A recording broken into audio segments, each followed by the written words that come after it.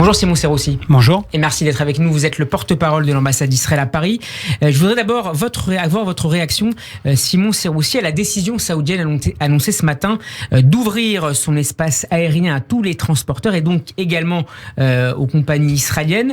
Le Premier ministre de l'État hébreu, Yair Lapid, a salué tout à l'heure je cite, ce premier geste vers la normalisation des relations entre Jérusalem et Riyad. Joe Biden devrait apporter des précisions tout à l'heure depuis Jeddah.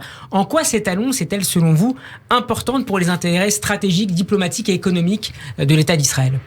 Alors cette annonce est extrêmement importante. Avant de rentrer dans les détails, je voudrais rappeler qu'elle se fait après de longues négociations qui sont déroulées la plupart du temps en dehors des regards entre Washington, Riyad et Jérusalem, et qui aboutissent aujourd'hui avec cette première déclaration, notamment de la part de l'association aérienne saoudienne qui donc autorise le survol du pays par des compagnies israéliennes.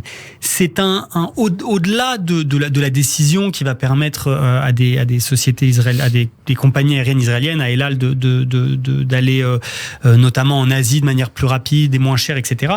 C'est un moment historique puisque c'est un premier pas vers la normalisation avec l'Arabie Saoudite qui est, on le sait, un des pays, si ce n'est le pays le plus important du monde musulman, où sont les lieux saints de l'islam, et qui a toujours eu un rôle très fort au sein du monde musulman et au sein du monde arabe. Je rajouterais aussi que c'est surtout un symbole que Israël aujourd'hui est un pays, un élément central pour la stabilité sécuritaire et politique de toute la région, et tout le monde en a conscience. Quelles pourraient justement être les prochaines étapes de ce processus de normalisation ? On évoque notamment la mise en place d'un parapluie stratégique aérien israélien au-dessus des pays du Golfe.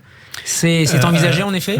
Alors, je ne peux pas malheureusement rentrer dans les détails de ce que vous venez d'évoquer. Je peux vous dire que la presse, notamment en Israël, parle beaucoup d'une sorte d'alliance régionale avec un parapluie qui protégerait ces pays-là des missiles et des drones iraniens. Voilà, et qui serait composé de plusieurs pays, pas uniquement Israël, mais aussi l'Arabie Saoudite, les Émirats, etc.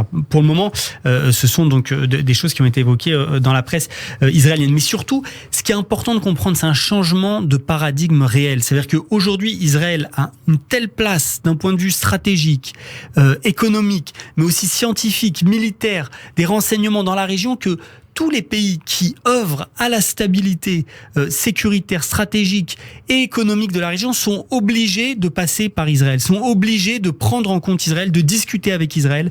Et c'est ce qui se passe, c'est ce qui s'est passé avec certains des pays du Golfe, c'est ce qui se passe avec l'Arabie Saoudite aujourd'hui. Et c'est une vraie métamorphose dans la région. Il faut en prendre conscience. Au-delà de la simple décision d'autoriser les avions israéliens à survoler l'Arabie Saoudite. Simon Serroussi, les éditorialistes israéliens se montrent très sceptiques ce matin sur les garanties offertes par l'administration Biden dans le dossier nucléaire iranien. Est-ce que le gouvernement israélien a été satisfait de ce qu'il a entendu hier des mots du président américain ?